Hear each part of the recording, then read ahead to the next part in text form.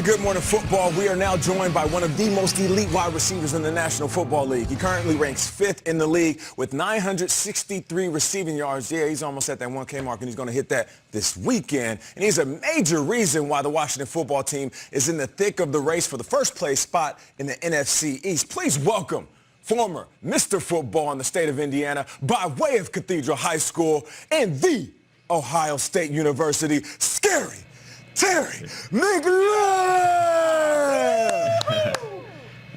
Appreciate y'all for having me. I like that introduction right there. What's up, man? How you doing? Of course. I'm good. I appreciate you joining me, man. So, Terry, if you didn't get a chance to see it yesterday, we named you the winner of Toe Drag Swag for Week 12. This is a beautiful catch on the sideline, and it was thrown by Logan Thomas. So kind of walk us through this play, and what's it actually called? What was going through your head during the play?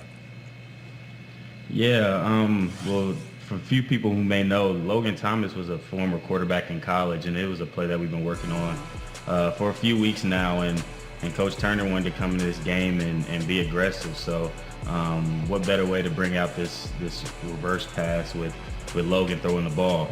And I just told him all week just to put the ball up there and give me an opportunity, and I'm going to come down with it. So he threw a great ball, and then I knew being close to the sideline, I had to get my feet in. And to be a pro, you got to get 2 feet in. So it was just an overall great play. That's what I'm talking about. To be a pro, you got to get your feet in. All right, so as part of being a Toe Jack Swag winner, we send out T-shirts. So I got this cut off right here, and this is coming straight to you, man. We're going to send this to you. We're going to send one to Logan for throwing the ball, and we're also going to send one to Coach just because we love Coach. So we're going to send you 3 of these shirts. Now, here's what we do on the show. Kyle does Angry Runs. He sends out a scepter and a shirt to guys, and he gets some really cool pictures. Sometimes the receivers, they be doing me greasy. They get the shirt, they might rock it, they don't take any pics. So all I'm asking is that I get a picture with you, Logan, and Coach, and you guys can just send it back to me. If you want to do a video, cool, but all I ask is for a picture. These are already on the way. Is that cool?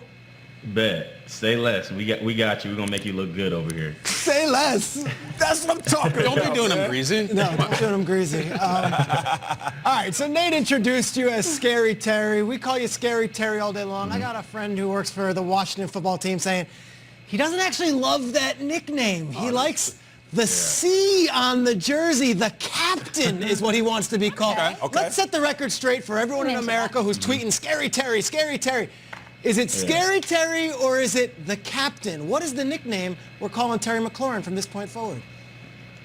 I don't really have a nickname that I call myself, but I would like Scary Terry to be more original. I feel like a few guys played in sports had that, but with all the fan love, I get Scary Terry, I get F1, I get the captain, I get a lot of things. So as long as they're showing love, I don't really mind, but I definitely appreciate having that C on my chest. So keep them coming. I hope one sticks, but I'm not really sticking with one right now.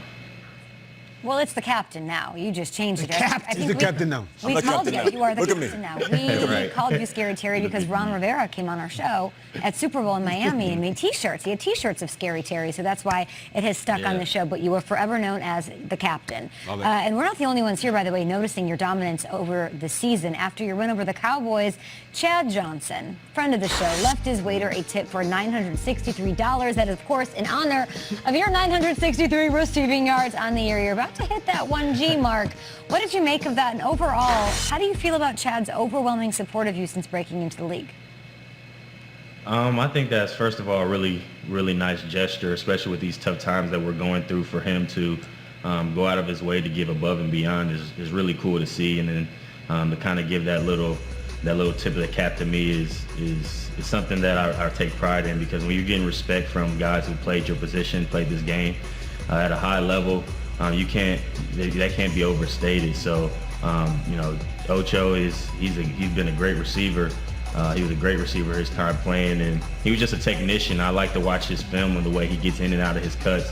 The way he attacks defenders is with a ruthless mentality. And he goes into each game feeling like nobody could guard him, and that's the type of mentality you have to have on the outside to win in this league. So hopefully me and him could get in the offseason and get some work in. I could show him a little something. He could show me something too. You're right. For all the extracurriculars, Ocho was an incredible receiver, amazing route runner. We love seeing the highlights of him. First line of Terry McLaurin's Wikipedia page. Terry McLaurin, also known as Scary Terry. First sentence, dude. Someone needs to go edit that thing, because right now we are talking to Captain McLaurin. And Captain McLaurin, there was an awesome moment near the end of this game last week where Alex Smith goes down on the sideline. And here it is in Jerry World. He's running towards the sideline. He goes down. And as he's on the ground, Dwayne Haskins sprints over, running out of nowhere to help him up and support him. It was a very loaded moment for everyone watching. You and Dwayne go back to Columbus together. You know him well. It has not been easy for him, I'm sure.